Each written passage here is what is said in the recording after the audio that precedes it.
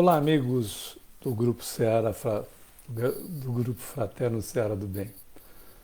É uma alegria, amigos e amigas, nós estarmos mais uma vez reunidos pelo coração, pelas nossas vibrações positivas, pelas nossas vibrações de paz, de luz, de amor. Nós gostaríamos inicialmente de convidá-los para nos acompanhar na prece inicial.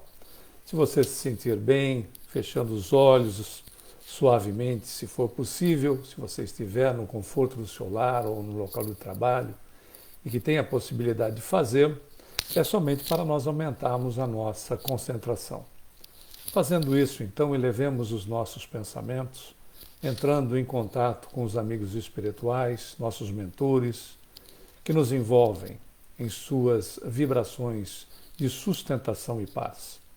Juntos com eles, nós nos ligamos com Jesus, entregando nesses instantes os nossos pedidos, as nossas solicitações para esse Mestre superior e amigo, no sentido de que ele possa nos atender em nossas reais necessidades. Somos gratos, Senhor, por mais esse momento de reunião em torno do estudo do Teu Evangelho, em torno do Teu nome, para que nós possamos, dessa maneira, através dos Teus ensinos, buscarmos trabalhar o nosso íntimo e crescermos para o bem e sermos servidores do Teu amor aonde nós nos encontramos. Queremos estender também a nossa gratidão ao Criador da vida, Deus nosso Pai, pedindo que as Suas bênçãos misericordiosas nesses instantes nos envolvam em muita paz, em muita luz. Dessa maneira, Senhor, em Teu nome santo, em nome de Jesus e dos mentores e amigos que nos assistem, que nós pedimos permissão para darmos a nossa reunião por esse ato. Graças a Deus. Muito bem, como nós dissemos a princípio, amigos, amigas, é sempre uma alegria que se renova quando nós nos encontramos para refletirmos a respeito do Evangelho de Jesus. O nosso tema da noite que nós trouxemos, o título é Amor e Renúncia. E nós fomos buscar esse assunto no capítulo 12º do livro Boa Nova, de Humberto de Campos Espírito, através da psicografia de Francisco Cândido Xavier. É interessante notar que a própria história desse escritor maranhense, que foi membro da Academia Brasileira de Letras, já é de uma peculiaridade a toda prova. Até porque, depois do seu desencarne, que se dá em 1934, logo em seguida, depois de um certo período de tempo, ele começa com as suas comunicações através de Francisco Cândido Xavier. E as suas primeiras publicações vão ser lançadas em obras, e a família de Humberto de Campos move uma ação contra a Federação Espírita Brasileira e também contra o médium, exigindo direitos autorais. Bom, foi para o tribunal, né, e foi decidido em juízo de que defunto, ou seja, gente desencarnada, né, mas defunto na maneira de se entender corriqueira, não tinha direitos autorais. E então a questão contrária à FEB e ao Francisco Cândido Xavier, ao médium, se extinguiu por ali. Ironia do destino, Humberto de Campos Filho, que era a criança na época que a ação foi movida contra a Federação Espírita Brasileira e o próprio médium, né, do seu pai, depois de certo tempo tornou-se espírita e foi um dos grandes divulgadores não só da obra do pai, né, Humberto de Campos, como também do próprio espiritismo. Humberto de Campos Filho já é também desencarnado. E nós verificamos que nas obras, né, psicografadas de Humberto de Campos é a beleza que ele nos traz, e nesta obra que nós citamos e repetimos o título, Boa Nova, que é a história da implementação do Evangelho no planeta, lembrando sempre de que o Evangelho foi implementado a partir da passagem de Jesus no planeta. A sua essência, para ser desenvolvida, sempre esteve no íntimo de cada um de nós, como essência, como potência, como todos os aspectos que nós temos em relação à nossa condição evolutiva.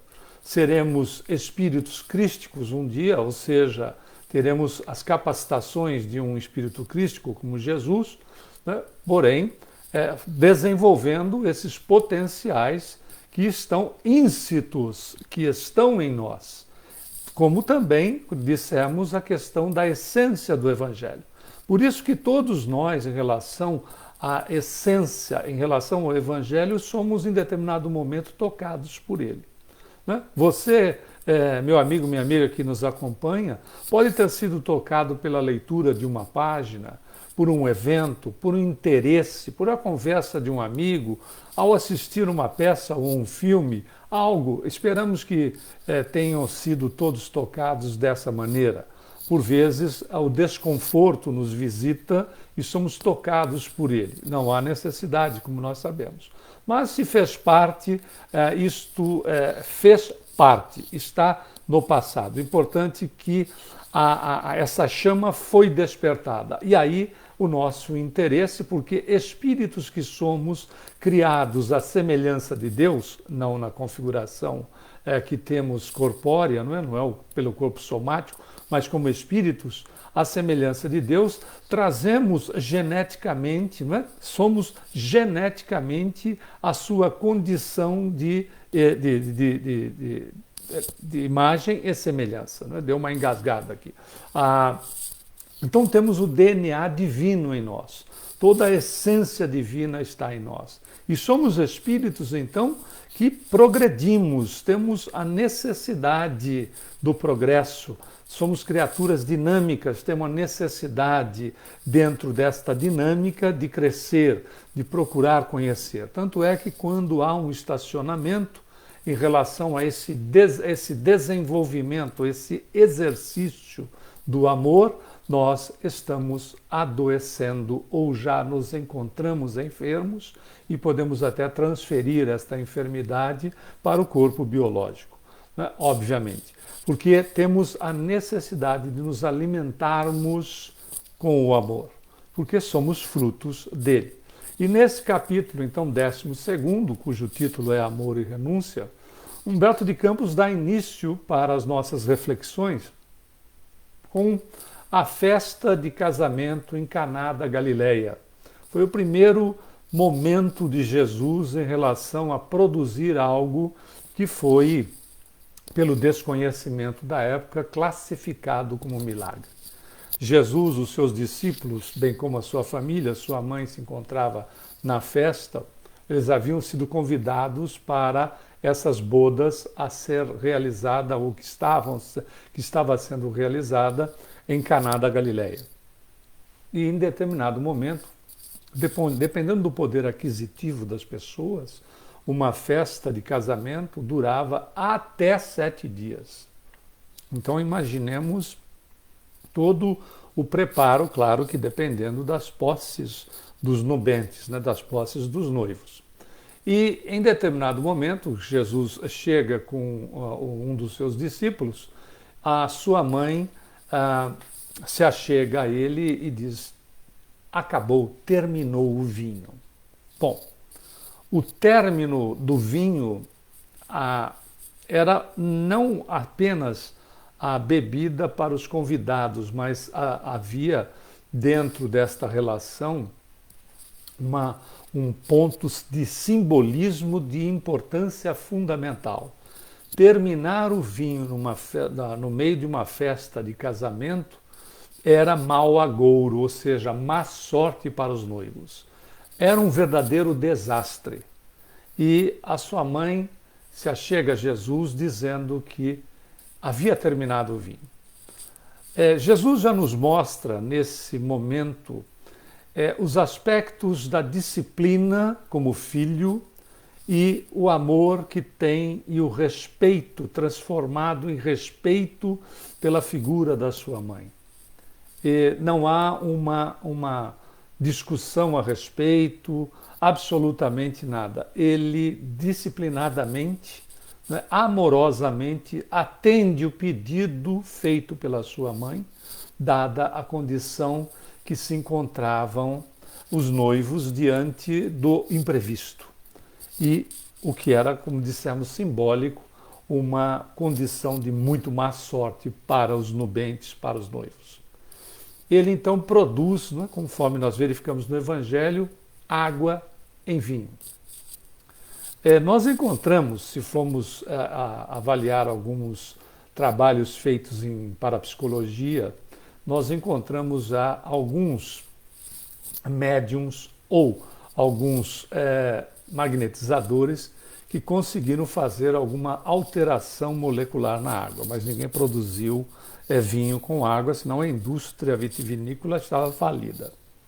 Interessante notar alguns aspectos em relação a essas condições do que pode ser feito para a água. Quando nós vamos falar de ciência, Masaru Emoto, que desencarnou em 2014, ele fez fotos significativas de cristais de água, né, diante de sons emitidos e mesmo de pensamentos, ou seja, de vibrações. O nosso pensamento é uma onda eletromagnética, aonde para nós, espíritas, estas informações não são novidades, né?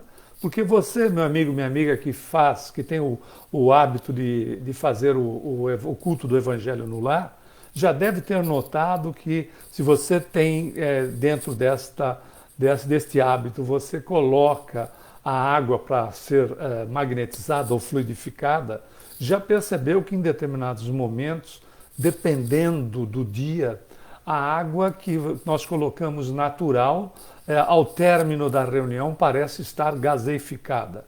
Existem também descrições de que a água altera, aliás, incluso os sabores na água, por vezes de plantas, por vezes até mesmo de flores, onde é sentido o odor, ou até mesmo com odor e sabor de medicação, de medicamento, onde os espíritos atuam diretamente. Como nós sabemos também que as nossas ondas mentais, que os nossos pensamentos, o nosso pensamento é energia, a energia é matéria, nós impregnamos não só a água que nós nos servimos, mas nós impregnamos o ambiente onde nós nos encontramos. Quer seja no ambiente de trabalho, quer seja no lar, aonde nós frequentamos, nós vamos impregnando esse ambiente. Mas Masaru Emoto, como falamos, existem críticas feitas ao cientista em relação aos seus trabalhos, mas isso pouco importa. Ele fotografou cristais. Se nós entrarmos na internet, caso você ainda não tenha visto os trabalhos dele, é interessante colocar o nome dele, Masaru Emoto, ou colocar fotos de cristais de água que nós encontramos, não é? Ele submeteu então aos mais diversos processos, como dissemos, em relação à voz, em relação a pensamentos, etc., e colheu imagens belíssimas em relação às questões de pensamentos e palavras de amor, influenciando então a água e ele fazendo a sua foto. Ou seja, se nós temos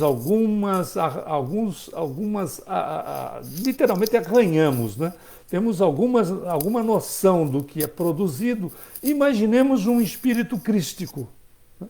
A capacidade de um espírito crístico nesta condição dessa alteração molecular que ocorre na festa de Caná.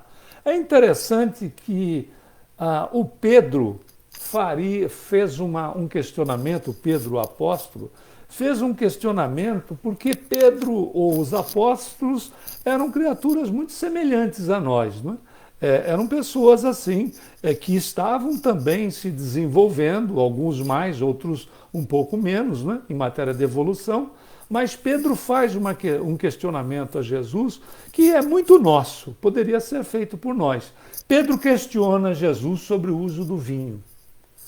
E é uma questão que talvez nós fizéssemos, né? Mas o Senhor está transformando a água em vinho e as pessoas, de repente, que fazem uso da bebida, por vezes perdem até a noção, né? E se excedem. Isso não tem a ver só com a questão do vinho ou da bebida, etc. Isso tem a ver com qualquer coisa que esteja à mesa, né? Como diz André Luiz no livro Sinal Verde, né? Nós devemos comer para viver e não viver para comer. Esta é uma relação com todas as coisas da nossa vida, né? Os cuidados, o equilíbrio, etc. Mas a pergunta do Pedro procede, né? Em relação à questão em si de que a bebida pode levar ao constrangimento das pessoas que passem do limite. E esse constrangimento se estende aos demais que estejam presentes, às vezes a família, as coisas que nós sabemos desagradáveis em relação ao excesso de qualquer natureza.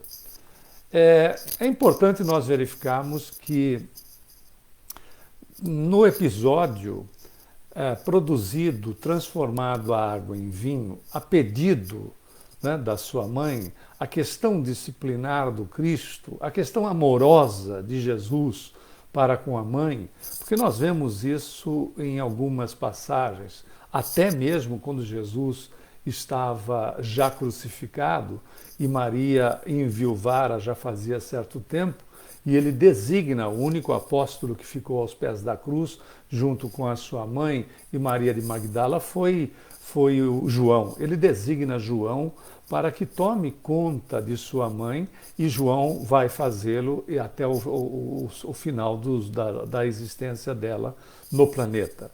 Ele toma uma atitude, o João, como filho de Maria, e vai cuidar dela como se fosse a sua própria mãe. Então veja que ao respeito de Jesus, não só pela figura da mãe, mas pela família de uma maneira integral, se estendendo para a sociedade como um todo, que é a questão da família diante de Deus, né? Que não está limitada à questão parental, ela se amplia. Mas o questionamento de Pedro é válido, e em relação à questão da festa, o próprio administrador da festa vai se dirigir aos noivos, principalmente ao noivo, depois que começa a ser servido o vinho que foi transformado, ou seja, a água que foi transformada em vinho, e vai dizer para o noivo, via de regra, né, se serve o melhor vinho no início da festa, e depois que as pessoas já estão saciadas, se serve o vinho de uma qualidade menor. E o que aconteceu na transformação, que é apresentado o vinho, então, que Jesus faz a transformação, a qualidade do vinho era extremamente superior àquilo que havia sido servido inicialmente. É interessante que o questionamento do Pedro, e estamos insistindo nesse ponto, se faz claro. Mas se nós formos pesquisar, a indústria vitivinícola e mesmo a indústria de bebida, um dos exemplos é a cerveja, já produz tanto o vinho quanto a cerveja sem álcool. Jesus não teria produzido suco de uva. Ele poderia ter, imagine, se nós temos o conhecimento no nosso nível evolutivo de trabalharmos industrialmente e retirarmos o álcool do vinho, retirarmos o álcool da cerveja, imaginemos a capacidade de um espírito crístico em relação aos cuidados com as pessoas que, não é, são literalmente irmãos e irmãs mesmo, né, onde se ama, ponto. Tanto que, lembrando o momento da crucificação, Jesus faz uma prece de intercessão para Deus, para aqueles que eram os seus algozes. São espíritos que amam, ponto, e teriam todo o cuidado em relação às questões voltadas para as pessoas que podiam se exceder no evento que estava acontecendo. Até porque, como espírito crístico, ele sabia muito bem quem eram aqueles que poderiam se exceder ou não. Nem precisava ficar procurando A, B ou C. Então, veja a beleza que traz, mas ao mesmo tempo a beleza do apóstolo na questão de questioná-lo sobre o uso do vinho. Mas Jesus em todos os instantes da sua existência, que é de amor para com as criaturas, é de amor para com todos nós, né? Não significando que nós estivéssemos no planeta ou mesmo na região que Jesus se encontrava quando de sua passagem, mas o amor sobre toda a humanidade a qual ele é responsável, ele traz ensinamentos para qualquer tipo de evento, porque ele vai dizer sobre a valorização dos amigos e a aplicação do amor a eles.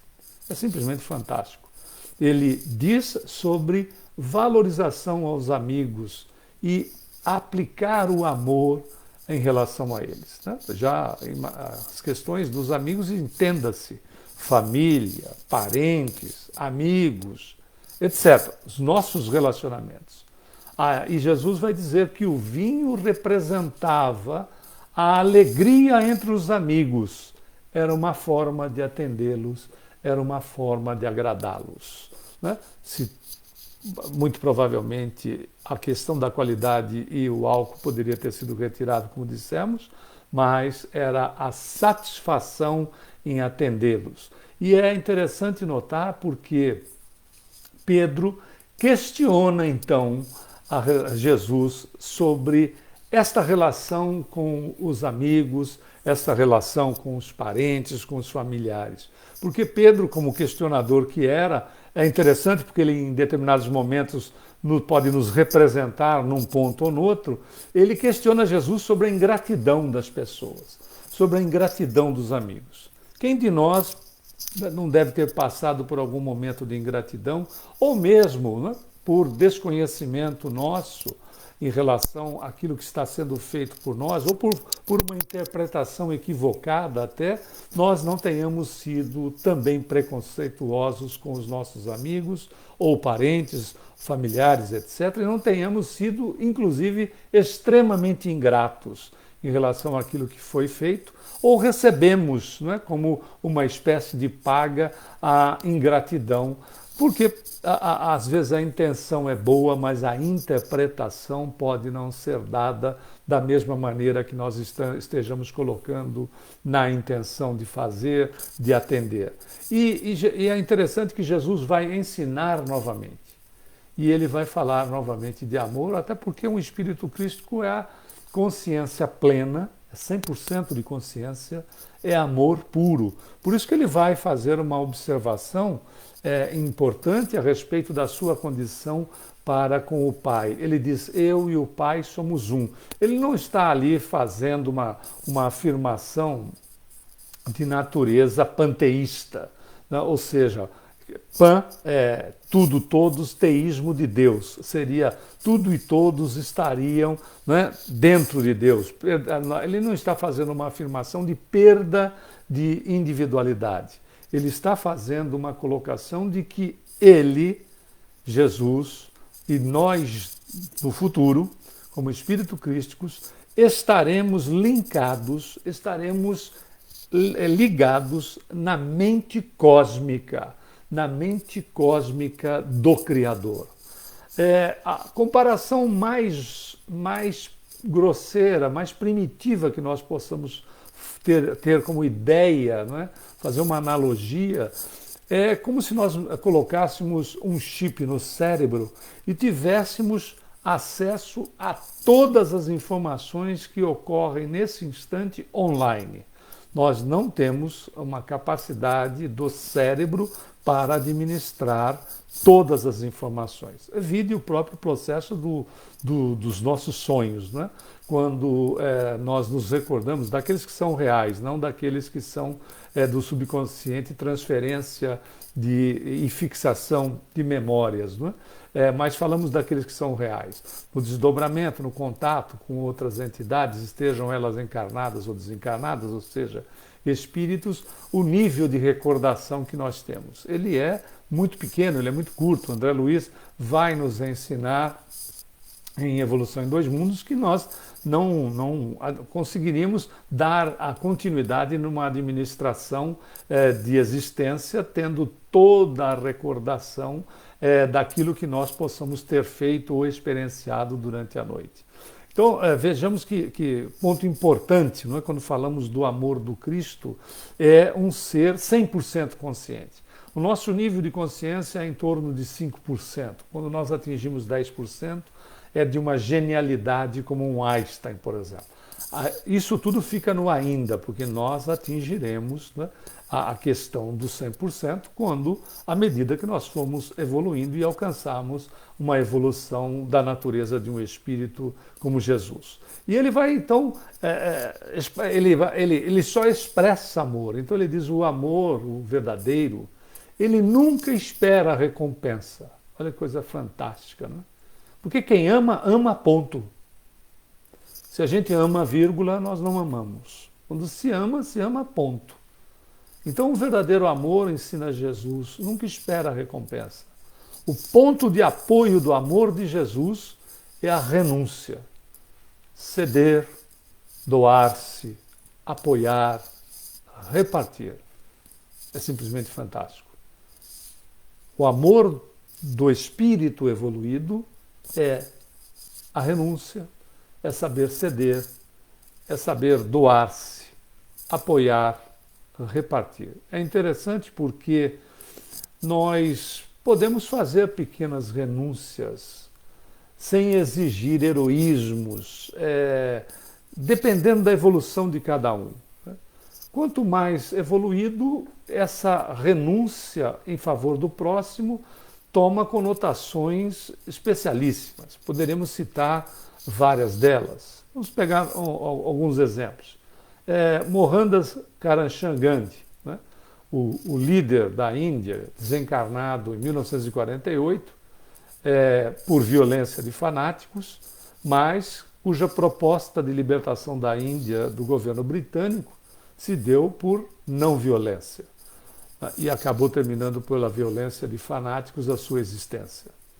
É interessante notar que, se nós analisarmos as biografias, são várias a respeito do Mahatma Gandhi. Mahatma é título, quer dizer grande alma Gandhi. Se nós formos analisar as biografias, houveram situações muito, muito delicadas. Ele foi preso, sofreu por demais para chegar aonde chegou, para conquistar a questão da liberdade do seu povo. E é tão interessante notar que um repórter da BBC de Londres, certa feita entrevistando o Mahatma, perguntou para ele se ele havia perdoado todos aqueles que o haviam ofendido, que o haviam maltratado, de uma maneira geral, que haviam feito ele sofrer de alguma maneira. Ele disse: não, eu não perdoei nenhum deles. E aí o repórter se espantou, porque o repórter disse: mas o senhor, sendo um Mahatma, né, ou seja, uma grande alma, não perdoou nenhum deles? Ele disse: não, porque eles nunca me ofenderam. Essa é a condição de quem ama. Né? Lembrando um outro personagem, Francisco de Assis, né? O Francisco que vivia em Assis, que certa feita foi pedir alimentos para os seus pobres, batendo na casa de uma pessoa. A senhora, a dona da casa, abriu a porta e disse: aguarde um momentinho que eu já vou buscar. E trouxe um balde cheio de lavagem para porcos e jogou em cima dele, da cabeça que escorreu até os pés. Ele olhou para a senhora e disse: para mim a senhora já me deu. A senhora pode dar alguma coisa, então, algum alimento para os meus pobres? Além de outros exemplos que nós temos, né, uma Madre Teresa em Calcutá, para nós um Chico Xavier, que a vida dessas criaturas foram em favor do semelhante. São, claro, renúncias de espíritos mais evoluídos. Quem diria que aquela freira meia corcunda, que ia, não na hora da xepa da feira, né, que é a hora que está finalizando, mas ia buscar o resto literal que era dispensado pelos feirantes para fazer sopa para os seus pobres, seria canonizada até mesmo recentemente, não é? Com a classificação de santo. Lembrando que sinônimo de santo é pessoa boa. Seria canonizada dentro da religião que ela fez parte, pelo trabalho feito em favor do semelhante. Então, é evidentemente que nós trouxemos aqui casos, né, que são de espíritos com maior envergadura, mas nós temos casos de grandes heroísmos, por vezes, dentro do próprio lar, na comunidade, na vizinhança, mas não se exige, né, depende da evolução de cada um, não se exige atos heróicos. Chico, aliás, tem uma frase que é brilhante, dita há muito tempo. Ele diz que Jesus não pediu muito para nós.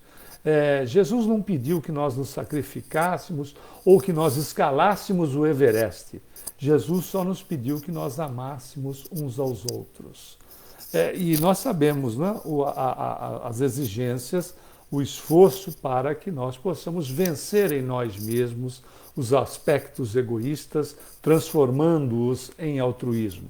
Mas dentro das nossas possibilidades. Trouxemos exemplos simples, né, para que nós possamos refletir. Se eu tenho um pão e eu reparto o pão, eu não vou consumi-lo integralmente, eu estou renunciando a uma certa parte daquilo que eu tenho prazer. Estou usando o exemplo do pão, pode ser qualquer situação. Quando eu divida, mas divida porque eu me sinto bem em fazê-lo. E para me sentir bem em fazer, eu preciso exercitar. Por quê? Porque não se ama sem o exercício. Não se perdoa sem exercício. Não se é bom sem exercício. Nós somos bons, amamos, perdoamos, por exercício, porque essas potencialidades que são nossas, na condição de que Jesus nos alerta, né, dizendo, tendes ouvido, vós sois deuses, ele se referia ao Salmo 86 de Davi, né, quando Jesus faz essa colocação. Mas ele complementa, ele diz, podeis fazer aquilo que faço e muito mais. Toda vez que eu exercite esses potenciais, gradativamente eu passo a me sentir cada vez melhor. Por quê? Porque eu utilizo da minha inteligência em favor de mim mesmo.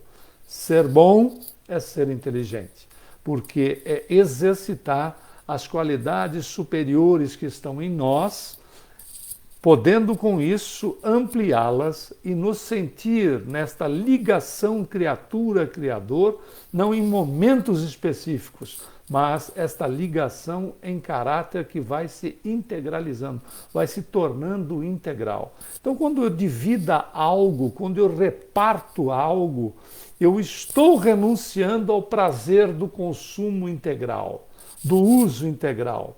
Mas eu começo gradativamente a me sentir bem com aquilo que está sendo feito, porque eu renuncio em favor do amor. Se eu compreendo, por exemplo, né, um amigo que está numa faixa diferente de evolução, eu estou renunciando ao meu ego e não exigindo que ele seja como eu quero, né, que por vezes... Né? Chegamos ao absurdo, nós não estamos generalizando para você que nos ouve, mas chegamos ao absurdo, às vezes, de querer que as pessoas pensem igual a nós. O que é impossível acontecer, porque nós somos criaturas semelhantes. A nossa igualdade é de filiação perante Deus, somos filhos e filhas de Deus. Mas entre nós somos semelhantes, e semelhança não é igualdade.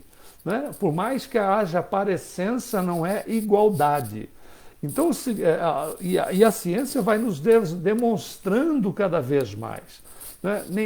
Nós começamos com a própria impressão digital, que ela tem semelhança, mas não tem igualdade, de uma criatura para outra, por mais semelhança que exista. Agora se sabe que os olhos, o registro do olhar no cérebro, não é o mesmo para todas as pessoas. Cada um vê de uma forma diferente e totalmente peculiar, mesmo vendo as mesmas coisas.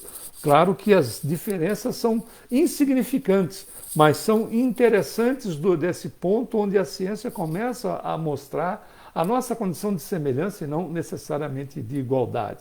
Então, quando eu vou compreender um amigo, uma amiga, que por vezes está numa faixa diferente de evolução, de compreensão, de entendimento, eu renuncio o meu posicionamento egoísta, eu renuncio o meu ego e não exijo que ele ou ela seja como eu quero. Esses são os aspectos. O amor em ação, ele é, conforme nós verificamos com Jesus, renúncia.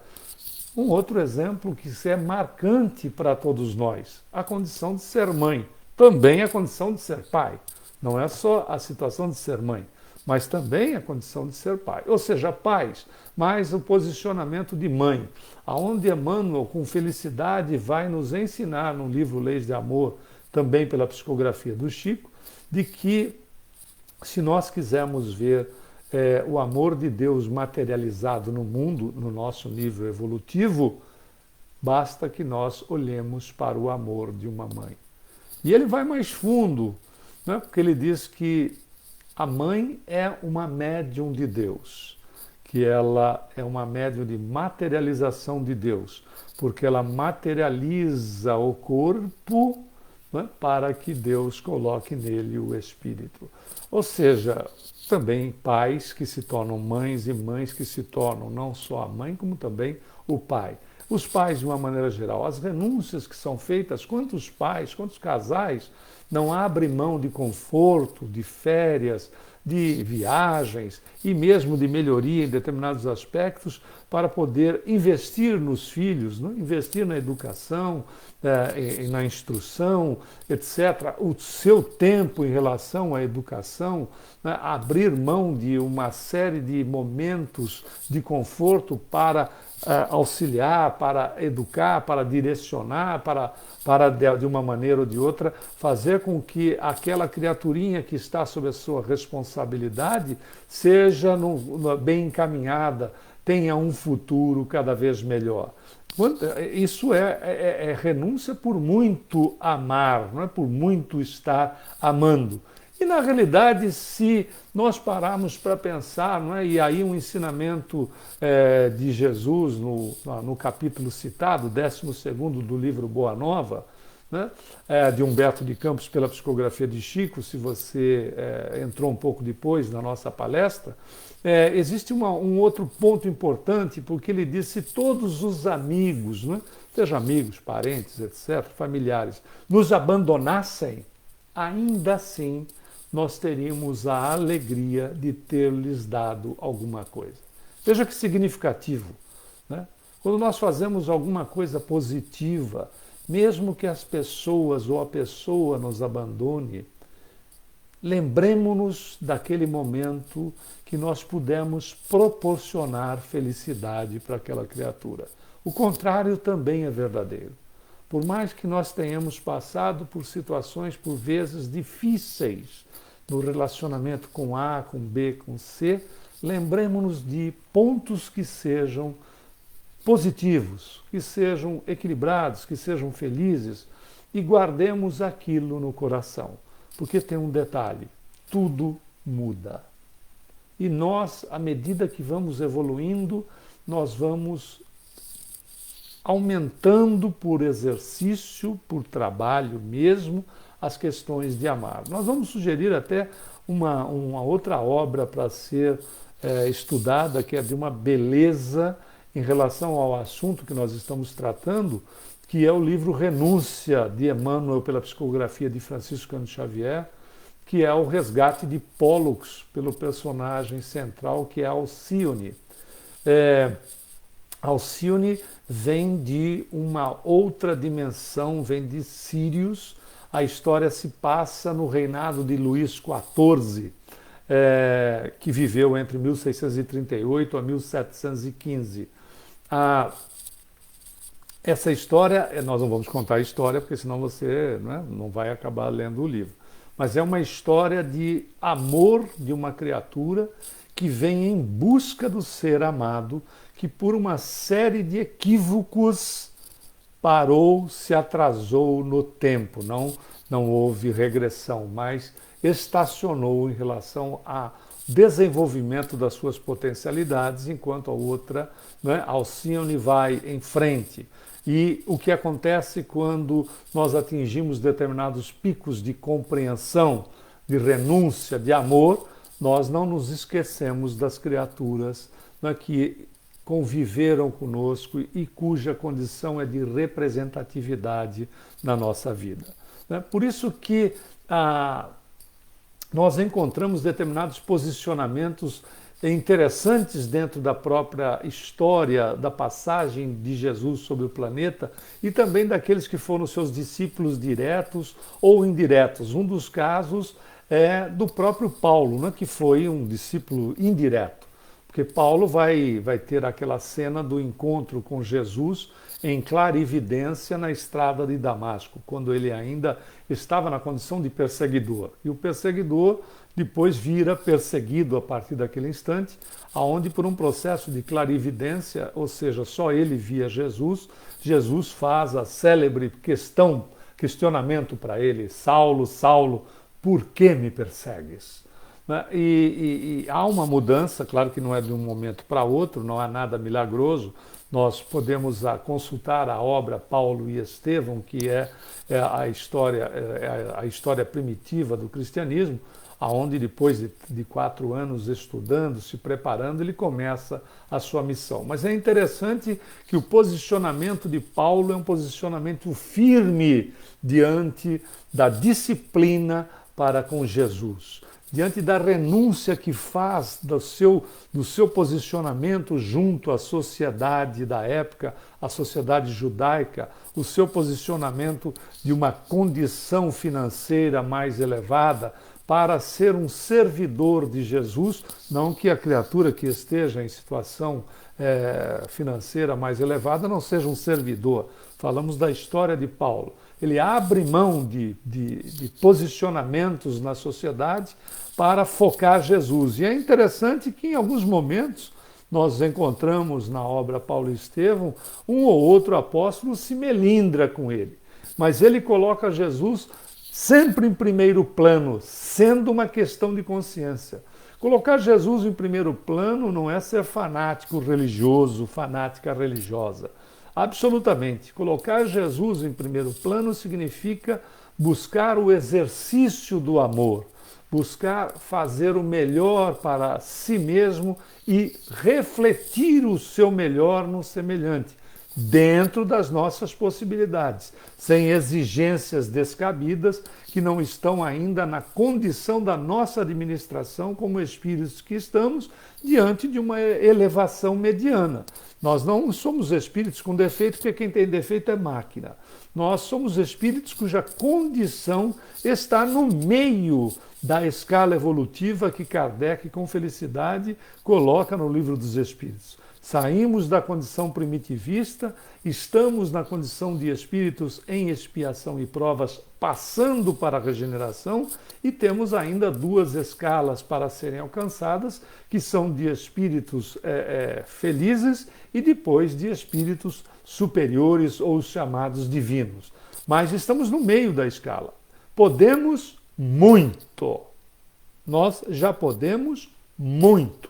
Porque a capacidade que temos, o nível de inteligência, as condições que nos surjam quando nós nos empenhamos, não só para aquilo que nos interessa, para os nossos objetivos, mas estender um pouco desses objetivos, um pouco dos nossos interesses no serviço ao semelhante, nós podemos e muito.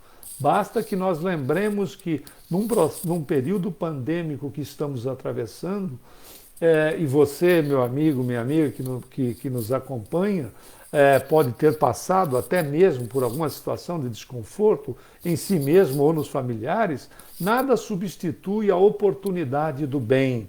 Né? Uma mensagem que nós possamos mandar, né?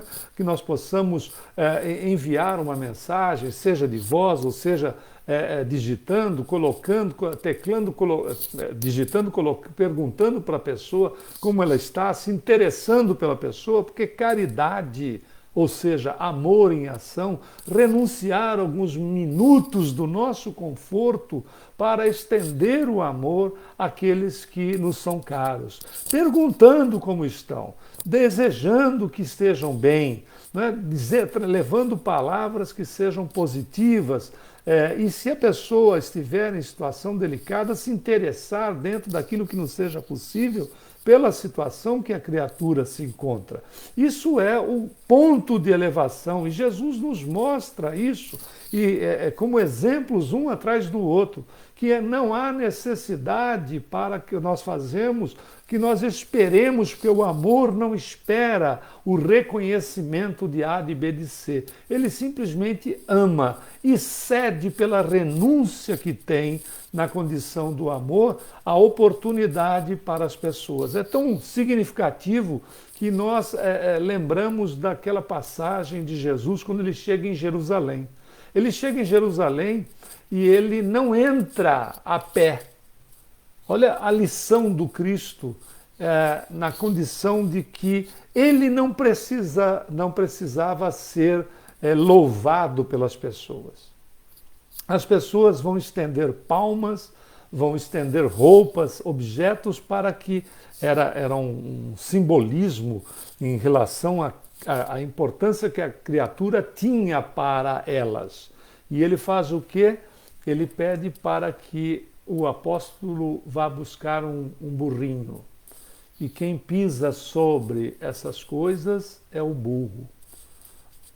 Olha que significativo, porque Jesus estava muito acima dessas situações de reconhecimento de natureza material. Ele valoriza a criação, porque amar ao próximo como a nós mesmos, amar ao Criador sobre todas as coisas e ao próximo como a nós mesmos, é respeitar toda a criação de Deus. Não só aqueles que se nos assemelham, toda a criação de Deus. Jesus louva a figura do animal, demonstra e louva a figura que está num reino inferior ao nosso, colocando na importância de que ele passe, de que ele caminhe sobre as coisas. Até porque é interessante notar, até mesmo Jesus na cruz estava elevado. No entanto, o simbolismo da cruz fincada na terra demonstrava que ele é de fato a ponte que liga a terra ao céu, a criatura ao Criador. Por isso que ele nos ensinou: eu sou o caminho, a verdade e a vida. Ninguém vai ao Pai senão por mim. Senão pelo exercício do amor, pelo exercício da renúncia, pelo exercício no bem, pelo exercício do perdão, pelo exercício positivo da nossa ação na vida. Estejamos aonde estivermos, com quem nós nos relacionarmos, porque o bem se estende na postura da criatura. Caridade não é um momento, caridade é uma postura, é estar aberta para fazer o bem.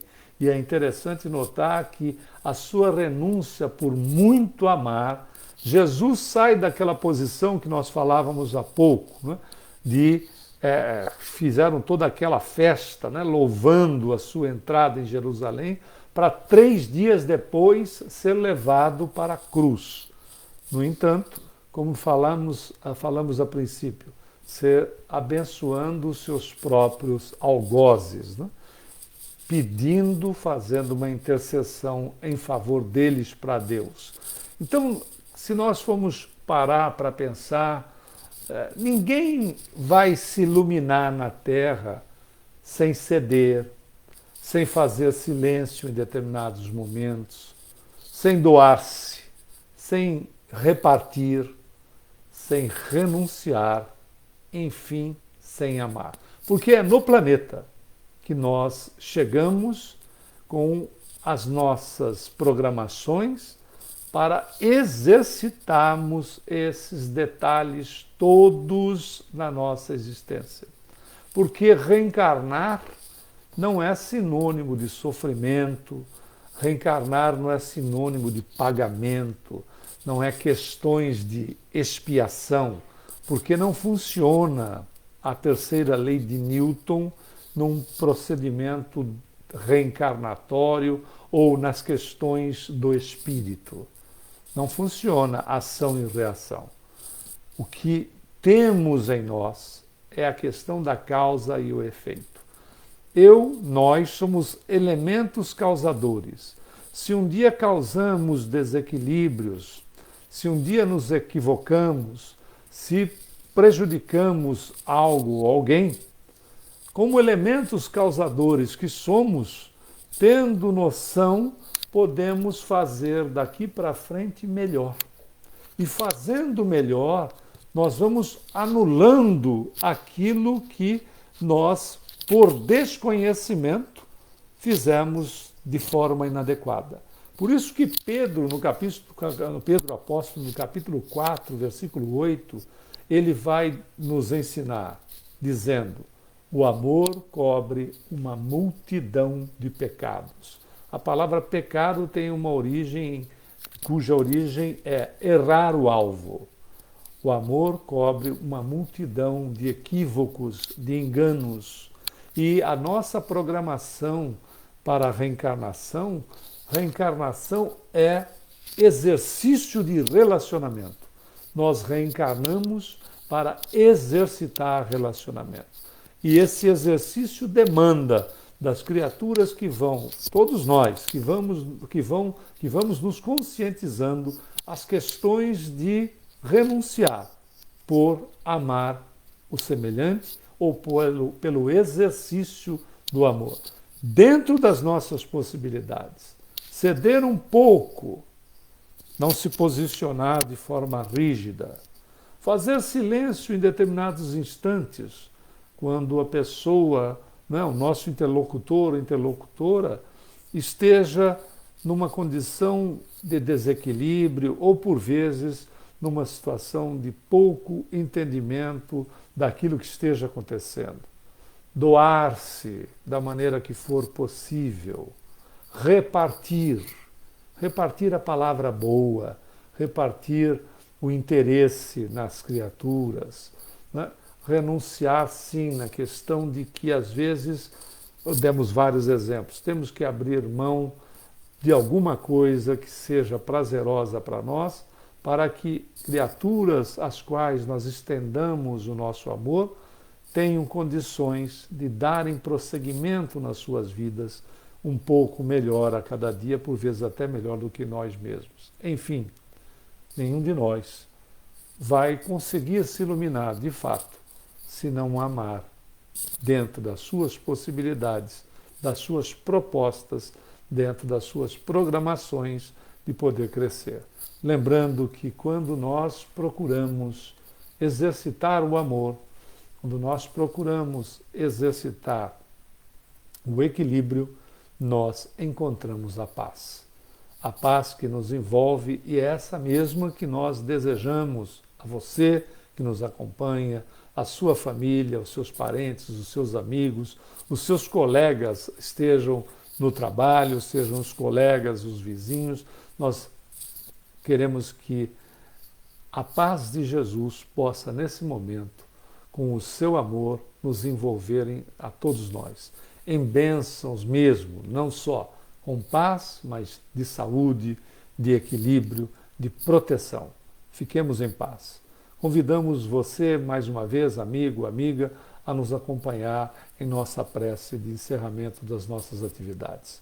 Mais uma vez, elevando os nossos pensamentos em gratidão a Deus, nosso Pai, a Jesus, nosso Mestre, nós queremos, Senhor, agradecer a bênção da paz, a bênção da informação. Te pedindo, como sempre, que através dos seus missionários de luz e amor, que as suas bênçãos misericordiosas nos envolvam nesses instantes. Recebe a nossa gratidão e faça com que nós possamos, em todos os momentos da nossa próxima semana, que nós tenhamos as nossas atitudes, os nossos pensamentos dentro das nossas possibilidades, lastreados no Evangelho, no seu Evangelho. Permita dessa maneira que, em teu nome, em nome de Deus, nosso Pai, que nós possamos dar a nossa reunião por encerrada. Graças a Deus. Muita paz a todos, que Jesus nos abençoe. Tenhamos todos uma boa noite.